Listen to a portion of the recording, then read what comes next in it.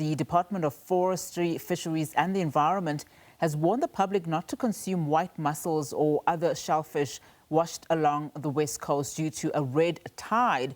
Well, joining us to speak and to explain the health risks and what the public should know is Scientist Steve Lamberth. Steve, a very good afternoon to you and Happy New Year to you.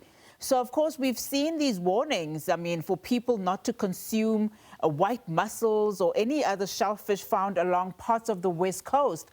That's been doing the rounds on social media especially. Just help us understand, firstly, what exactly is a harmful algal bloom and how does it differ from what people traditionally understand as a red tide or similarities there?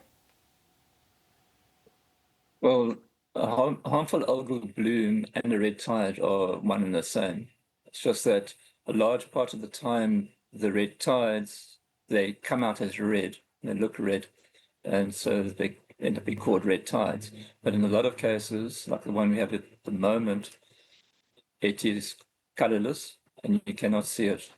But they are both algal blooms, and they're made up of millions and millions and millions of tiny little micro organisms, or microplants, microalgae, and they're in the water column. They get eaten by fish and by shellfish in the water column. Now, some of them are toxic. They produce toxins, different degrees of toxins, some mild, some potent, like the one we have at the moment. Then what happened a few days ago, about 3 days ago, on the West Coast, our fisheries control officers came across thousands of white mussels and whelks and other mollusks getting washed up on the beach. At a closer look at them, we saw that their muscular feet, which they used to burrow, were paralyzed. So what actually happened is that muscular feet got paralyzed, they couldn't burrow, they got washed out on the shore. Those muscular feet, that toxin that does that usually is what is a paralytic shellfish poison, a neurotoxin, which is extremely potent and basically produces that, well, prevents the animal from using its muscles and from burrowing. And it will have the same effect as a neurotoxin on the humans who consume it or basically assimilate it. So at the moment, it's a very good idea to not pick up, collect, eat any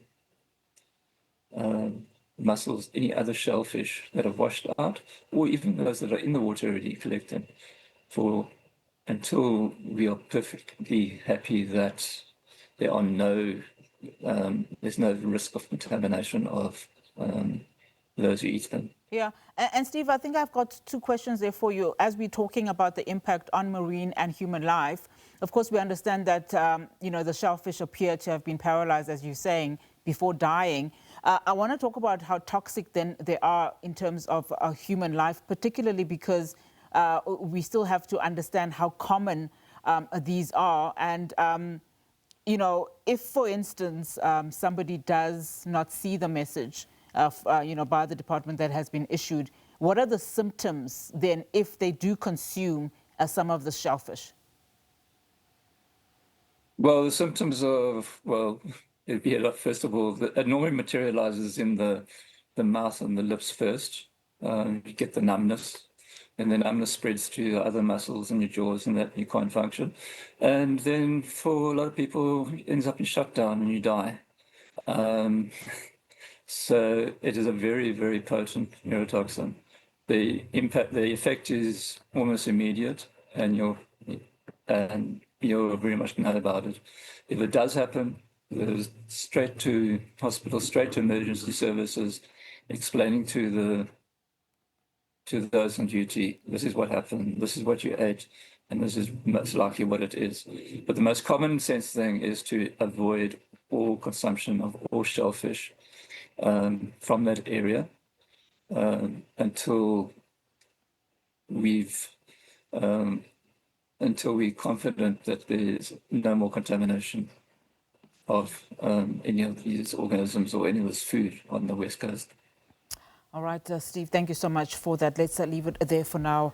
Really do appreciate it, of course. That is Steve Lamberth just speaking about that warning that was issued out by the Department of Forestry, Fisheries and the Environment, warning the public not to consume white mussels or even other shellfish washed up along the West Coast due to the red tide. All right.